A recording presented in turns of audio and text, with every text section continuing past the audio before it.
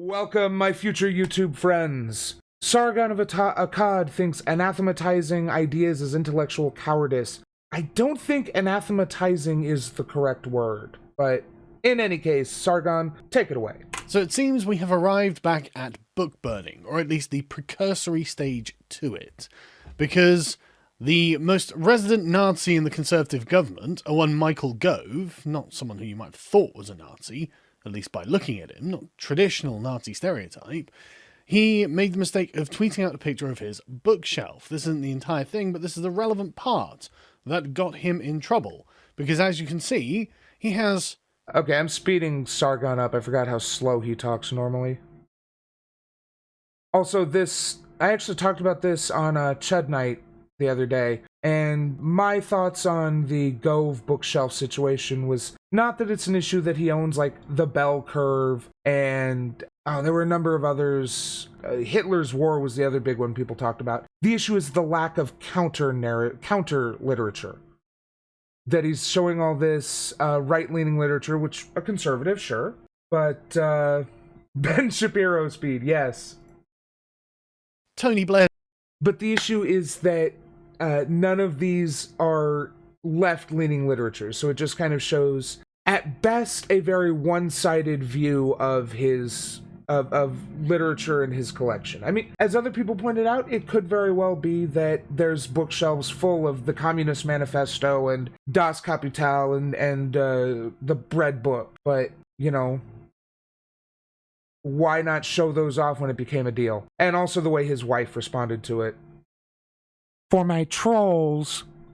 There's a journey there. So my God, Michael, you're not thinking of taking any tips from Tony Blair, are you? I demand you take that book out immediately and burn it. It was, of course, not Tony Blair's book that got Michael Gove in trouble. It was a book by a historian, a disgraced historian, called David Irving, called The Warpath, which, in addition to some of his other works, I have to admit, I've never read anything by David Irving, take apparently one piece of evidence and... That's because Sargon can't actually read. It's unfortunate, and really a testament to his tenacity that he has come as far as he had, being completely illiterate as he is. Extrapolate that to mean that Hitler did not conduct the Holocaust, nor did he know about the Holocaust, and in fact he would have been opposed to the Holocaust. Now, I have done my own fair share of reading myself. I have...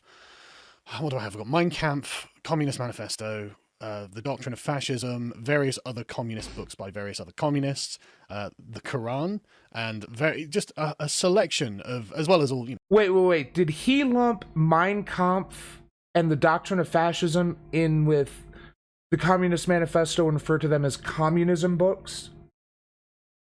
Further proof that he can't read.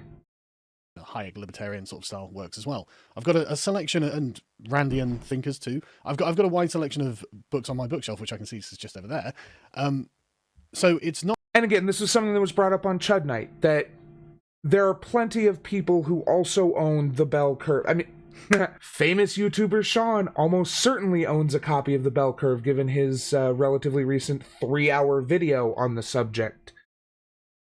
Which is why I think this is mostly a non-controversy, but again, the lack of counter-literature does kind of speak to a potential issue.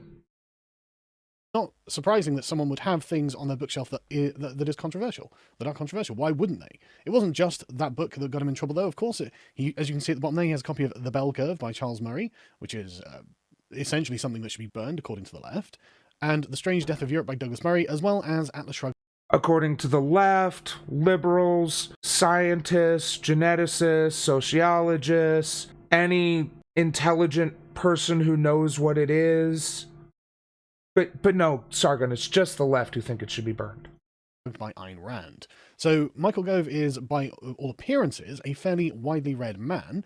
I do not think that because he has read these books, we can ascribe any kind of intent to him, but then I'm not a foaming at the mouth leftist who decided to take to Twitter to screech about him merely owning these books. So as they lay it out, Twitter was ablaze with comments. The Warpath is the companion volume to Hitler's War, a book by David Irving, a Holocaust denier and Nazi fanboy, describes an attempt to save Hitler's reputation from slanderous historians, and there it sits on their bookshelf. Well, yes, that's where you put books that you have read. And if you want to know what the opposing view to the one that you hold is, you actually have to read it, don't you? I mean, it's crazy that this is... I mean, I don't agree that David Irving should have been persecuted in the way he did. I recall Christopher Hitchens defending David Irving's right to speak, regardless of how ridiculous what he was saying was. And I agree with that. Yeah, I agree. People screeching, in his words, about this were probably overreacting. But it does kind of show, you know, a high... I assume Michael Gove is some sort of high-level MP in the British Parliament. I don't know exactly his position. I know he's a member of Parliament and whatnot. But it shows kind of the ideas that he believes in, what he, you know, is trying to do here. That's the issue. I mean, in what realm can't I agree with that? I believe that free speech is one of our inalienable rights. I believe that you're entitled to be as wrong as you want. It's not something that someone else should prevent you from doing. It's just your addition to the public dialogue, and it's up to others to critique that. So why on earth would we sit here and act as if we haven't all read something that I guess we'd call forbidden literature? It's ridiculous. Look at this. BBC journalist Hicham Yeza posted David Irving, The Bell Curve, Atlas Shrugged. If this had been on Through the Keyhole, I'd have guessed Anders Breivik. Yeah, but does Anders Breivik read Tony Blair? Does Anders Breivik read the rest of all the stuff? If it was just those 3 books, then maybe I'd agree with you. But it's not, is it? I mean, what an irrational perspective. Julian Hitchcock notes the couple's lack of scientific literature. Not a single book on science, literature, or art. Just vacuous political memoir and the mogodonic, never even heard of that word, Atlas Shrugged. Please spare us the other 20. He's not forcing you to read them. Then, of course, you have the more liberal people. Holocaust-denying books are not illegal, nor should any book be made illegal. However, if the choice of books tells a whole lot about people. For example, if I saw a David Icke book in someone's house, I would be very quickly looking for an excuse to leave. Well, there we go. Yeah, I disagree with that. I mean, I maybe ask questions depending on my relationship with that person, but... yeah, no one is calling any of this forbidden literature. The point that is being made is that the prevalence of bigoted material on display in the photograph implies support for these ideologies. Right, Magmel, that, like I said, the issue is not that he owns these books, it's that it seems like he just owns these kind of books. And also, the fact that he chose to display them so prominently in a Twitter picture or whatever. Like, I can guarantee that, to go back to an earlier example, Sean's copy of The Bell Curve is probably not displayed on a bookshelf next to Atlas Shrugged and Hitler's War. It's probably in a drawer somewhere because he doesn't want to get rid of it, but he also doesn't want it just laying around. Did you read something with which I disagree? Well, I've got to leave. Got to get out. I have a feminist frequency book on my shelf. I've got bell hooks. I've got all kinds of authors that I simply do not agree with, fundamentally, on politics. See, I think, Maddie, that is one major issue with the way how people interact with each other these days. Because if you're displaying conspiracy books on your bookshelves, I don't know that it really is context dependent. If you walk into, like, if you meet someone at a bar and you go back to their place and there's a David Icke book on the coffee table or whatever, or the nightstand, then yeah, maybe you don't want to stick around. Maybe you won't call them later, but it doesn't mean you need to turn tail and run. And now I have to leave my own house. The reactions from the verified checkmarks to this were actually on the verge of screeching for book burnings. The Conservatives are a hard right party now. Well, weren't they a hard right party before? I mean, Gove didn't buy that book to put it on his shelf to trigger you on Twitter, did he? This often includes anti-Semitic denialism, plus horrendous race science it was always hiding in plain sight or on a bookshelf. I'm feeling lots of, actually, they're the real racists energy. Yeah, this feels, far be it for me to agree with Sargon on anything, but this definitely does feel like something of an overreaction given the reported actions and ostensible beliefs of the Tory party up to now. Like, this is kind of one of those things that it's not really surprising that he owns those books and displays them prominently. I have all those books. They're in a box with my other research material. My bookshelf is exclusively dragon fantasy literature and 60 copies of the new Jim Crow. Energy coming from this. I'm guessing that this person votes Labour. And someone I know votes Labour, Owen Jones. Why does Michael Gove and his wife own a copy of a book by David Irving, one of the most notorious Holocaust deniers on Earth? I can answer that for you, Owen, because they wanted to read it. They wanted to see what his opinion was. There were other books about the Holocaust on his shelf that were not about Holocaust denial. It's almost as if they have read around the subject to get a firm impression of what people are saying on all sides of the debate. Now, I agree that youth... But as we've already said, they haven't read all around the subject. They seem to only read, let's just charitably say, right-leaning literature on the subject. I think that's a terrible idea, and you would quite happily burn these books because they are heretical to you, but that's not how everyone else thinks. No one was calling for book burning, Sargon. They were just questioning his ownership and display of those books. No one is calling for book burning. I mean, I think The Bell Curve should probably be destroyed. It's a book that can only cause harm in society. But I recognize that that is a pretty slippery slope and not something I argue too hard for.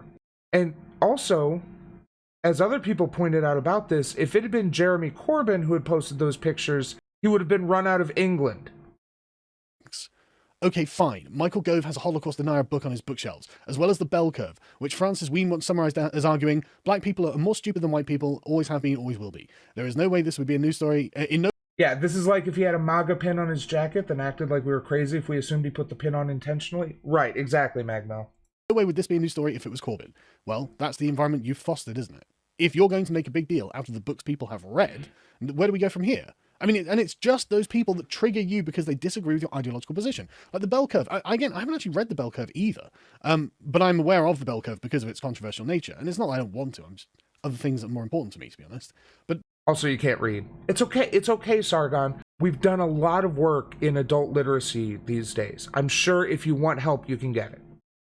The Bell Curve has just one chapter on race and IQ. The rest of it is other factors and IQ, as I understand it, because the concern is that we will end up with some kind of intellectual elite that are naturally gifted in a way that makes them the superior class of humanity, whereas the rest of humanity... Wrong. Yes, there are a number of chapters on things other than race and IQ in the Bell Curve, but the final conclusion basically states that IQ is the most... that race is the most important factor in determining... Like, this is one of the things that got the Bell Curve so much controversy when it first came out, was that its own text debunked its conclusion. Like, its own text talked about how there were other factors, environmental factors, that led to people's performance. Does anyone else feel like Sargon is staring into your soul right now? Won't be able to get ahead because those avenues will simply be closed to them because they are just not smart enough. It's actually not just about race, but okay, it's all about Corbyn now. It's all about how Corbyn would have been called an anti-Semite. I love this. Virtue signaling from a Dr. Jennifer Cassidy. Who's she? Where's she from? She's Irish. She's a politics lecturer at the University of Oxford, PhD in tech and diplomacy. Oh, very interesting. Here's a picture of me not reaching for a work of prominent Holocaust denier David Irving, or having the Bell Curve on my shelf. See, it really is that simple. Not to have those books on your shelves. Yeah, you've got dumpster fire. Yeah, this is, to borrow a right-winger phrase, virtue signaling. All right, I think we're done here. Is he really just going to go on and on about how it's okay to own this literature? Because that wasn't our issue. That wasn't the issue with these pictures. The issue is that they were displayed so prominently, and again, that there was a lack of counter literature. We'll give it another minute or two, see if he brings up a different argument. In the backyard that you should probably be burning them on, shouldn't you? Toasting them as we cheer and post TikToks of ourselves burning these books. That's where we're going, isn't it, Dr. Cassidy? Look at the unmitigated virtue signal of this. Like, it's pathetic. No one who is intellectual... Alright, that's the second time I've agreed with Sargon. If I agree with Sargon twice, I have to quit. So, if I agree a third time, then I have to kill myself, so, in a video game. Yeah. Sargon, I'm sorry, my dude.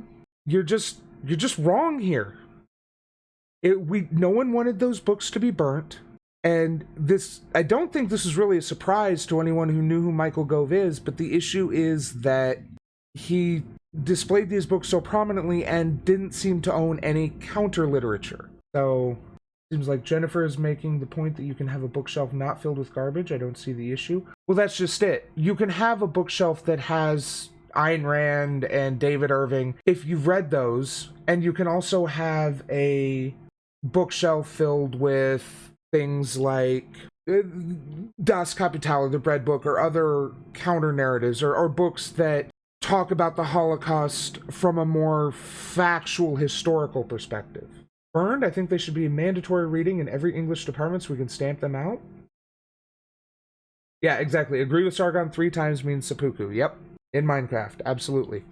Yeah, that's just it. Holy shit, I'm at 10 viewers. Awesome. But these books, I do agree. Stamping them out just means that people can rediscover these shitty ideas down the road. Whereas if we make them mandatory reading and force people to read them, then we can talk about why those ideas are bad and why they shouldn't be promoted. Hey, thanks for watching. Hope you enjoyed the show. If you liked it, like, share, subscribe, and leave a comment. Thank you. See you next time.